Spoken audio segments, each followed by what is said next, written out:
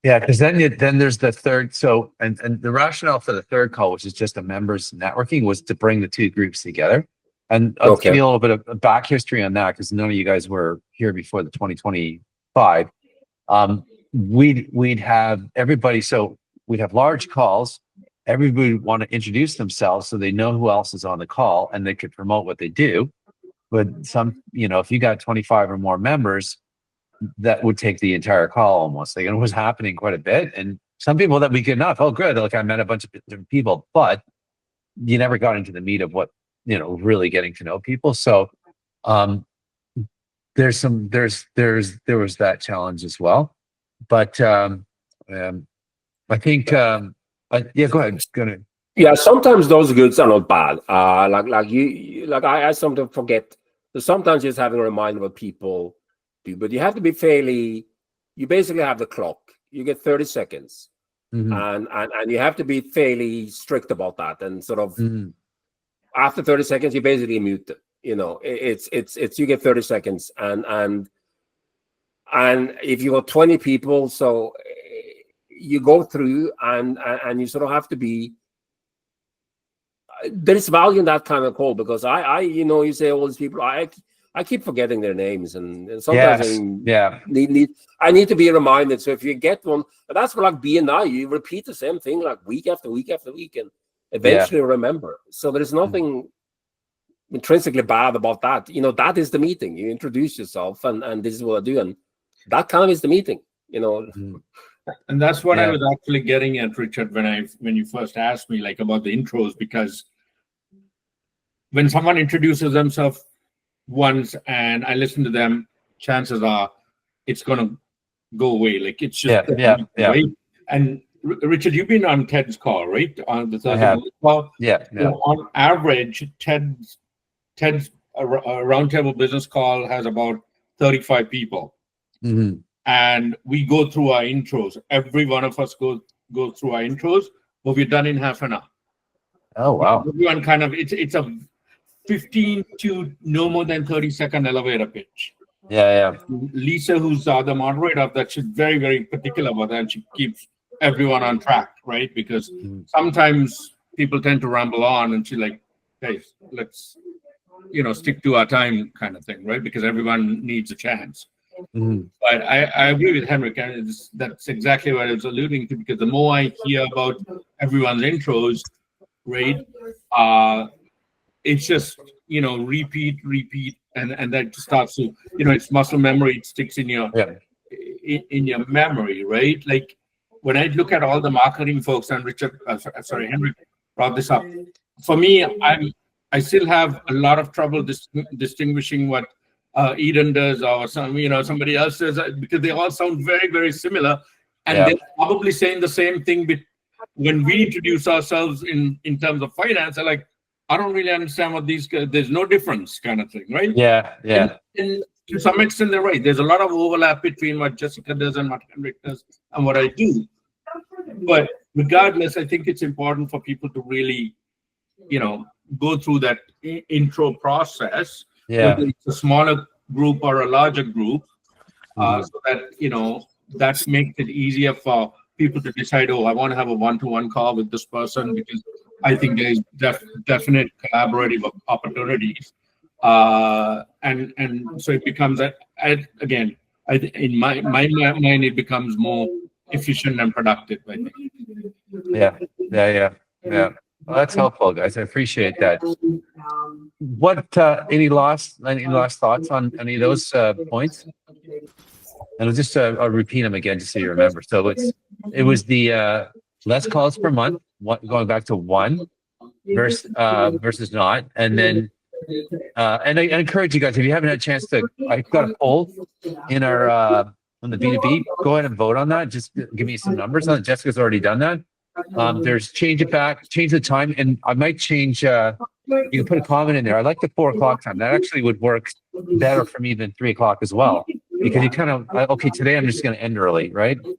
And I'd even do I'd almost even do a 5 or 4:30 that goes into 5:32. But that depending if you start at 8 in the morning, maybe that wouldn't work for you, right?